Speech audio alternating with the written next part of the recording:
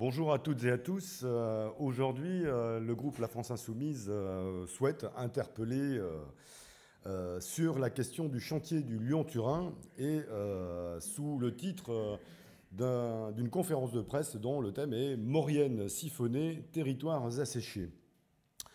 Le 23 septembre 2024, la société TELT, maître d'œuvre de la nouvelle liaison ferroviaire Lyon-Turin et de ses tunnels associés, déclenchait un appel d'offres pour des travaux et des mesures compensatoires d'urgence destinés à l'approvisionnement en eau potable dans la vallée de la Maurienne.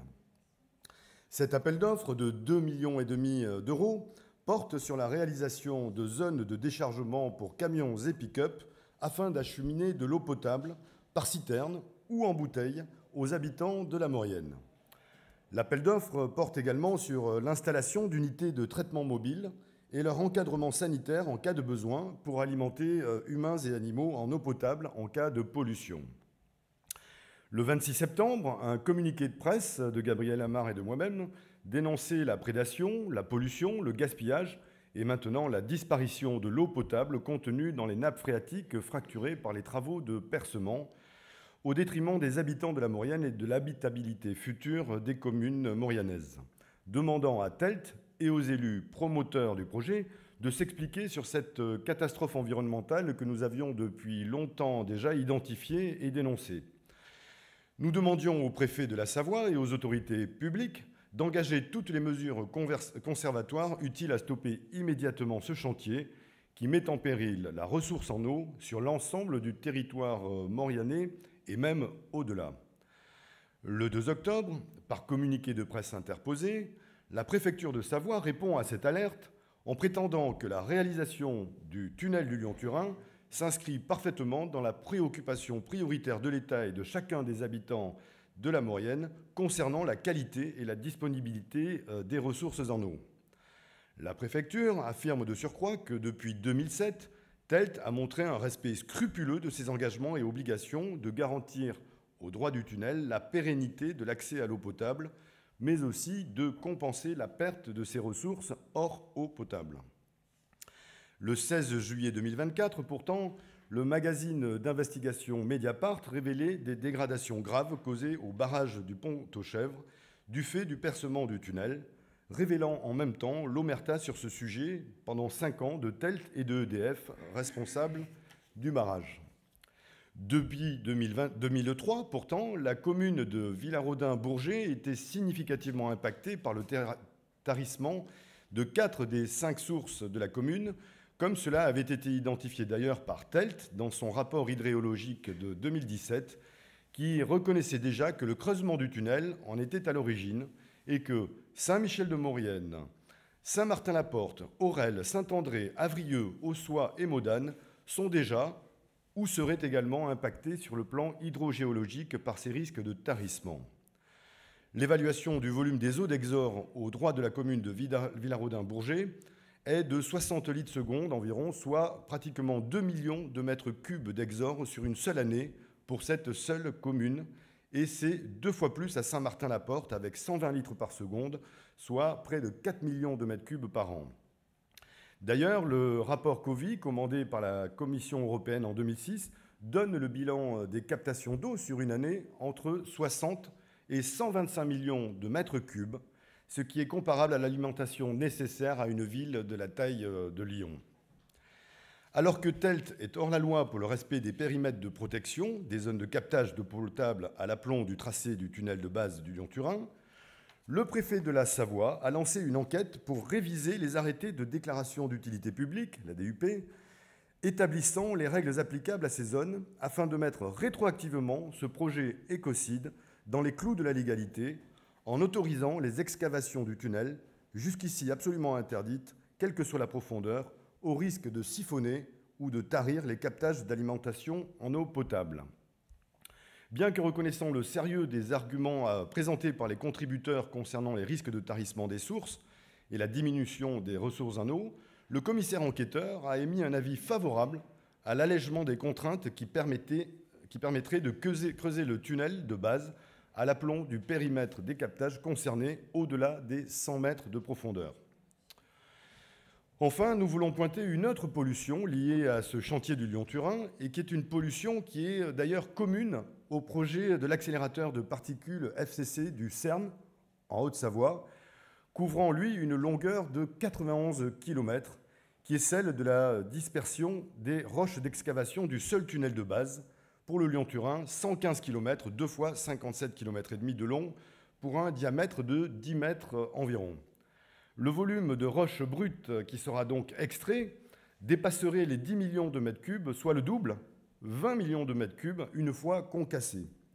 Cela représente l'équivalent d'un gigantesque cube de près de 300 mètres de côté, composé de roches et de gravats dont la composition et la teneur en composés minéraux et métalliques toxiques ne sont pas à cet instant communiquées par le maître d'ouvrage. En outre, les besoins en granulats pour la fabrication de plus de 2 millions de mètres cubes de béton nécessaires à la consolidation du tunnel vont impacter profondément les carrières du territoire qui devront produire des quantités considérables de granulats et de ciment.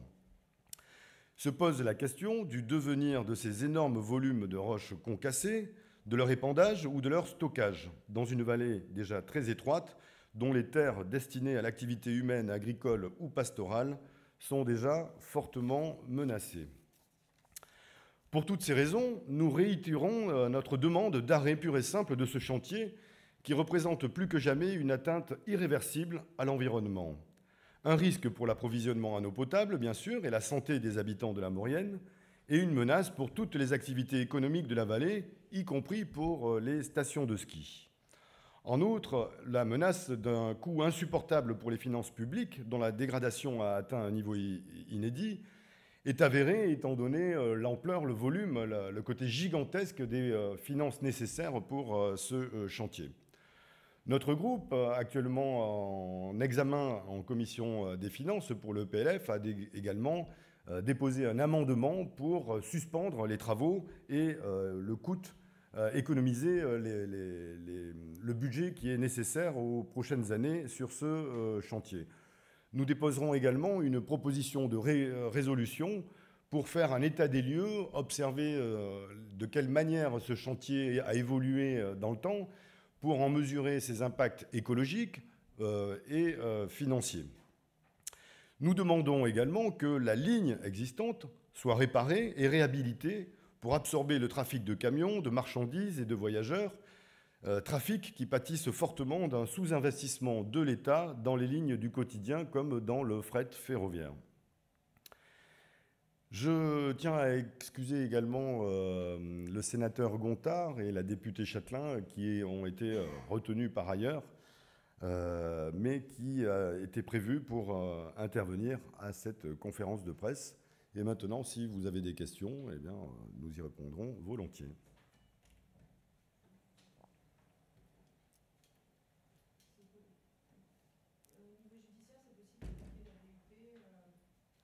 Alors, nous pouvons effectivement attaquer la DUP. Le problème est que le préfet de Savoie a en quelque sorte donné un effet rétroactif qui rend compliqué aujourd'hui ce biais-là d'intervention.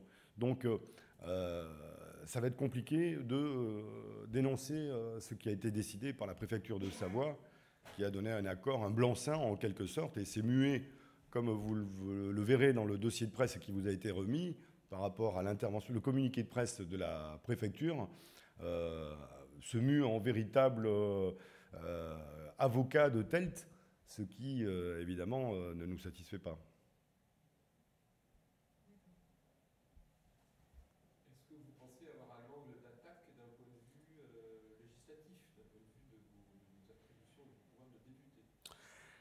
Pour ce qui concerne l'atteinte à la ressource en eau, oui, elle est clairement protégée par l'ensemble des textes, y compris par la charte de l'environnement. Donc là, il y a quelque chose qui enfreint résolument les textes constitutionnels. Donc nous avons effectivement cet angle d'attaque. Nous avons déjà émis plusieurs recours qui n'ont pas à cet instant abouti, mais nous persistons à les activer au moment venu. Il s'agit plus d'appliquer les lois existantes que de mettre en chantier de nouvelles lois pour empêcher ce projet. On va bien évidemment essayer d'agir sur les lois existantes. Mais la raison qui nous pousse à déposer l'amendement, c'est que ça n'a pas fonctionné jusqu'à présent et qu'il nous faut essayer d'agir aussi sur le biais financier de ce projet.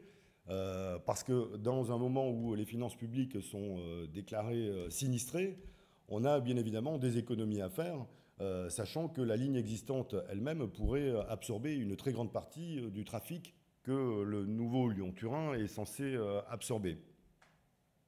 Vous pouvez rappeler le numéro de l'amendement? Je ne l'ai pas présentement avec moi, mais il sera étudié aujourd'hui ou demain, je crois. Aujourd'hui ou demain? Est-ce qu'il y a déjà eu une commission d'enquête sur les environs? Alors avec Gabriel Amar, nous avions initié une commission d'enquête populaire. Mais bon, ça c'était il y a quelques mois. Entre-temps, vous connaissez tous les événements qui ont survenu dans la vie parlementaire. Donc nous devons réfléchir à une nouvelle organisation par rapport à cela. Et je pense que ce sera plutôt sous la forme d'une proposition de résolution pour dresser un état des lieux global, complet, de la situation de ce chantier et de ce projet qui va être choisi comme véhicule législatif, disons. Du coup, une proposition de résolution qui déboucherait sur une demande de création de commission d'enquête. De suspension déjà des travaux, d'arrêt suspensif, pour faire le point sur l'aspect qui nous occupe aujourd'hui, celui de l'accès à l'eau, mais également des solutions alternatives qui pourraient voir le jour dans un délai bien plus court que les quelques 15 ans qui nous séparent d'un hypothétique aboutissement des travaux du Lyon-Turin. Donc, vous ne visez pas une commission d'enquête spécialement? Pour l'instant, on a utilisé notre droit de tirage sur d'autres sujets.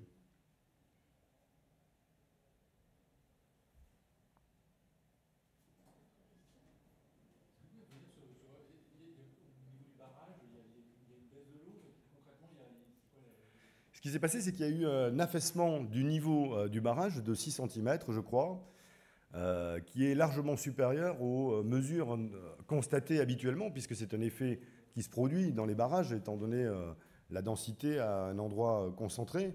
On a parfois des abaissements d'un demi-millimètre par an, c'est ce qui est en général constaté, mais là on est sur 6 cm, ce qui met en péril le fonctionnement lui-même du barrage et puis qui laisse planer, on va dire, des risques de dysfonctionnement grave du barrage. Le barrage qui s'appelle D'Orel, le barrage d'Orel. O-R-E-2-L-E. Sur une période de combien de temps? Les 6 cm? Ça a commencé en 2019, voilà, au moment de l'excavation. Donc vous voyez le rythme auquel ce barrage est affaissé, c'est-à-dire en moyenne de plus de 1 cm par an, ce qui est supérieur à ce qui a pu être constaté également dans un pays comme la Suisse, où nous avions déjà observé cet effet-là sur des barrages suisses lors du percement d'un accès routier, je ne me souviens plus le nom, mais c'est un phénomène qu'on connaît en réalité. Et là, il est avéré pour ce barrage et peut, bien évidemment, et laisse craindre également d'autres atteintes à d'autres barrages, puisque la Maurienne est un territoire où il y a pas mal de barrages hydroélectriques. Est-ce que vous pouvez réexpliquer le contenu de l'amendement qui va être examiné aujourd'hui? Alors c'est un amendement purement budgétaire pour demander à ce que, et considérant l'état des finances, il faille un moratoire sur ce projet, parce que tout simplement, nous n'avons pas l'argent nécessaire pour poursuivre. Un amendement pour couper le financement prévu. Pour suspendre les crédits de ce projet le temps qu'on y voit plus clair.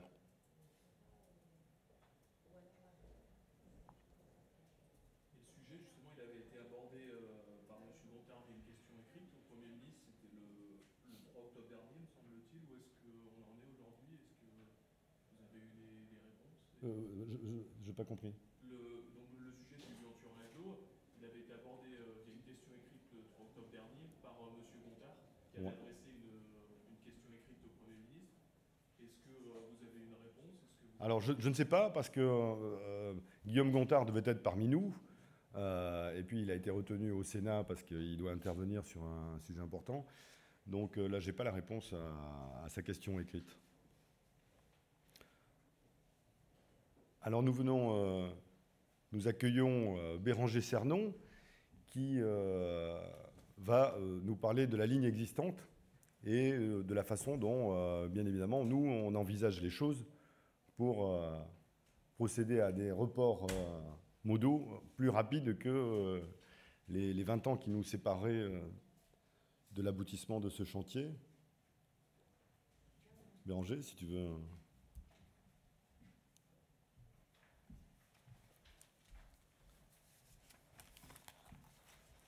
Bonjour, désolé de mon retard. J'étais sur les collectivités territoriales. Donc oui, sur l'existant. Aujourd'hui, on a une ligne qui est sous-exploitée, puisque on était à quasiment 130 trains il y a quasiment un quart de siècle. Aujourd'hui, c'est une trentaine de circulations qui circulent sur la ligne existante. Donc on voit bien qu'on pourrait faire largement mieux. C'est à peu près 900 000 camions en moins par an qui seraient reportés sur le rail. Aujourd'hui, on a un investissement colossal dans un tunnel qui représente finalement pas une nécessité, d'autant que les embranchements derrière ne sont toujours pas financés et on se pose la question donc de qui va les financer et comment ils vont être exploités. Donc voilà, il y a un besoin de modernisation de la ligne existante, c'est une évidence. Pour autant, les 30 milliards aujourd'hui qui sont investis dans ce tunnel sont largement trop. Et il y aurait à peu près c'est 7 milliards, je crois, hein, sur la ligne existante qui sont nécessaires pour la moderniser et pour permettre aux trains de fret de circuler et de pouvoir faire cette liaison qui est déjà existante.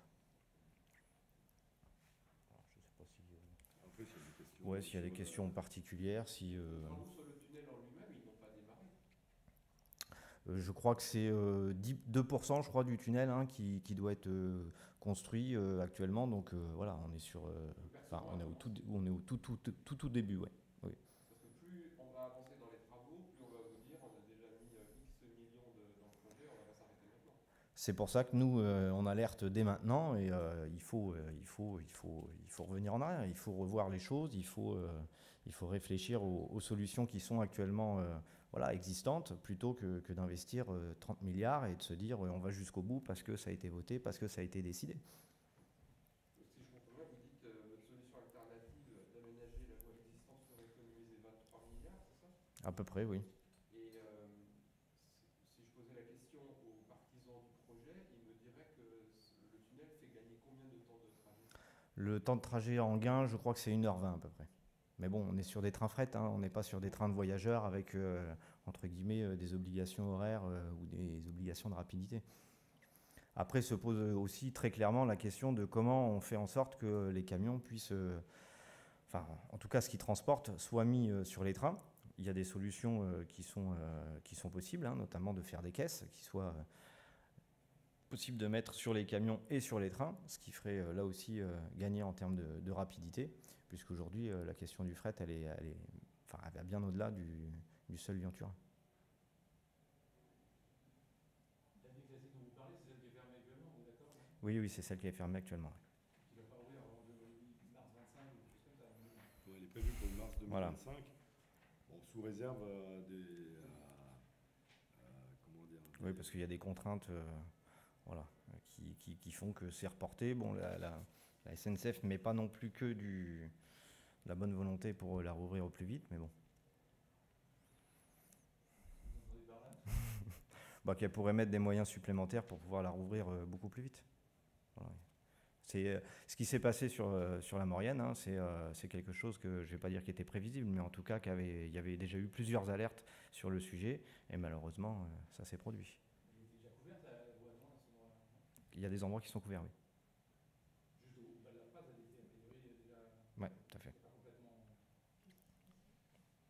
Il y a eu un éboulement de plusieurs milliers de mètres cubes de roches qui avait été déjà le fruit d'une alerte du BRGM qui a des instruments qui permettaient de voir qu'à cet endroit-là, il y avait de forts risques d'éboulement, mais il n'y a pas eu de renforcement du tunnel à cet endroit-là, enfin du tunnel,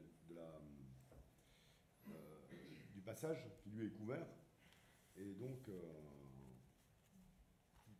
comment dire, SNCF n'a pas anticipé comme il aurait dû, ni le département d'ailleurs, qui est en charge de l'entretien de cette partie-là, l'éboulement. Justement, est-ce que cette difficulté, enfin, ces problèmes de circulation qu'il y a sur cette ligne classique, est-ce que justement l'Lyon-Turin, c'est pas une solution pour assurer des transports réguliers sans ce genre de soucis? Non, s'il y a un suivi régulier, si les alertes sont prises en compte et si les moyens nécessaires sont mis en place, il n'y a pas de raison qu'il y ait des problèmes supplémentaires. Je pense que nos anciens, quand ils ont construit la ligne, ils ont suffisamment réfléchi à comment la faire et comment pouvoir la construire. Premier incident, il y a eu des éboulements, je crois, un peu plus loin. De toute façon, vu les événements climatiques auxquels on est contraint aujourd'hui, voilà, on sait que ce soit en termes de glissement de terrain, que ce soit en termes d'érosion, voilà, il y aura des contraintes.